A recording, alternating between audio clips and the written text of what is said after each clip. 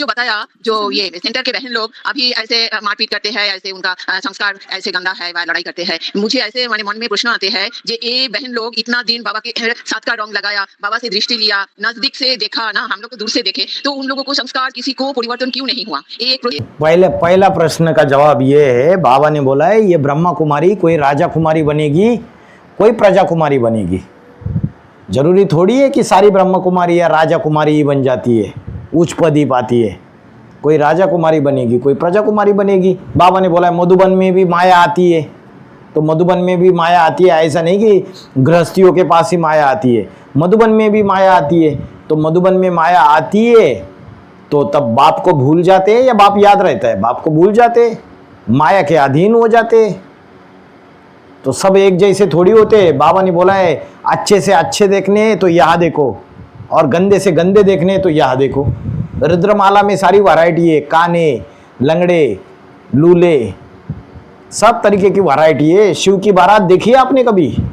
शिव की बारात में काने, लंगड़े, लूले, किसी का हाथ टूटा हुआ है, किसी की टांग टूटी हुई है, कोई ऐसा टेढ़ा देख रहा है, सारे तरीके की वैरायटी रुद्रमाला के अंदर है। वो सारे ऊंच पद पाने वाले थोड़ी है। जो ऐसे कर्म करते हैं वो नीच पद पाने वाले हैं या उच्च पद पाने वाले? नीच पद पाने वाले। अरे सभी यहाँ तैयार होना है। अगर राजा बनोगे माधुरी माता जी, तो राजा के साथ रानी भी चाहिए, और राजा के साथ मंत्री भी चाहिए, महामंत्री भी चाहिए, सेनापति भी चाहिए, दास दासी चांडाल भी चाहिए, फर्स्ट क्लास प्रजा भी चाहिए राजा की, सेकंड क्लास प्रजा भी चाहिए, थर्ड क्लास प्रजा भी चाहिए, और फोर्थ क्लास प्रजा भी चाहिए। बनते कहाँ से? यही से तो बनते हैं। तो सबने एक जैसा संग लिया है क्या? ट्रांसमीटर है, ट्रांसमीटर ट्रांसमिट कर रहा है एनर्जी को, और रिसीवर किसी ने 90% एनर्जी रिसीव की, किसी ने 80% की, किसी ने 70% की, किसी ने 50% की। आपका कहना है कि है ना बहनें बाबा का संग का रंग लेती है, तो बहनें ऐसा क्यों करती है? अरे बाबा का संग का रंग एक जैसा लिया? देहाभिमान से संग का रंग लिया या आत्मा अभिमान से मिलन मनाया? अव्यक्त मिलन ज्यादा मनाया या देह से प्यार किया? देह से प्यार करने वाले लंबे समय तक चल नहीं पाते हैं। इसलिए ब्रह्मा बाबा ने पूछा कि बच्ची किसके गोद में आई हो?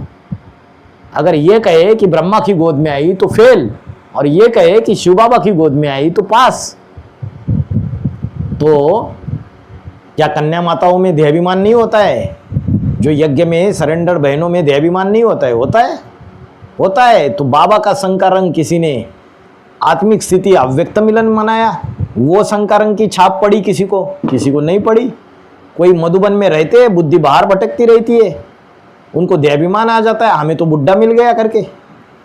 बस हद की बातें, लौकिक बातों में बुद्धि जाती है, तो उनको प्राप्ति भी वैसी ही होगी। बाबा ने बोला है कोई ब्रह्मा मुखवंशावली है, कोई ब्रह्मा कुखवंशावली है। तो ब्रह्मा कुखवंशावली क्या बाहर की दुनिया में? इसी एडवांस पार्टी के अंदर ब्रह्मा कुखवंशावली है। ब्राह्मणों की 9 कैटेगरीज है। कोई ऊंचे कुरी के ब्राह्मण है, कोई चंद्रवंशी है, कोई इस्लाम वंशी है, कोई बौद्ध वंशी है। ये सारी बातें भूल गए माता जी? सारी कैटेगरीज एक जैसी है क्या?